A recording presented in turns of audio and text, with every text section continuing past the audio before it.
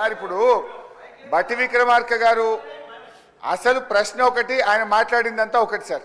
ప్రశ్నకు సమాధానం ఇవ్వమంటే ఇక వడ్లు మేమే కొన్నాం. గతంలో బీఆర్ఎస్ గవర్నమెంట్లో వడ్లు కొనలేదు, మేము పైసలు ఇవ్వలేదా సార్? ఇప్పుడు వారు ఒకటి వ్యవసాయానికి ఉచిత విద్యుత్తుకు బీఆర్ఎస్ హయాంలో డబ్బులు ఇవ్వలేదన్నారు.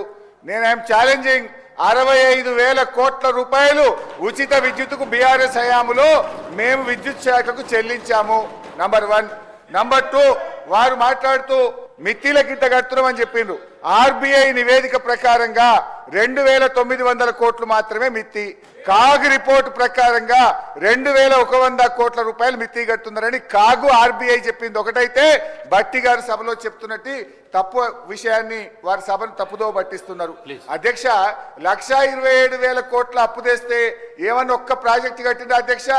మేము మా బీఆర్ఎస్ హయాంలో మిషన్ భగీరథ, మల్లన్న సాగర్, రంగనాయక్ సాగర్ ఎన్నో ప్రాజెక్టులు కట్టి ఆస్తుల కల్పన చేసింది బీఆర్ఎస్ అయితే, అప్పులు చేసి వీళ్ళు కేవలం కమిషన్ల కోసం పంచుకొని తిన్నారు తప్ప వాస్తవానికి జరిగిందేం లేదు అధ్యక్ష. నేను మీ ద్వారా కోరుతా ఉన్నా, దయచేసి ఈ అంశం మీద చర్చ పెట్టండి. ప్రజలకు వాస్తవాలు తెలియాల్సిన అవసరం ఉంది. మీరు ప్రివిలేజ్ మోషన్ కన్సిడర్ చేసి చర్చ పెట్టాలని కోరుతూ సభను తప్పుదో పట్టిస్తూ బట్టి గారు చేసిన వ్యాఖ్యల్ని తీవ్రంగా ఖండిస్తున్నారు. చెన్నూరులో ఆర్టీసీ బస్ డిపో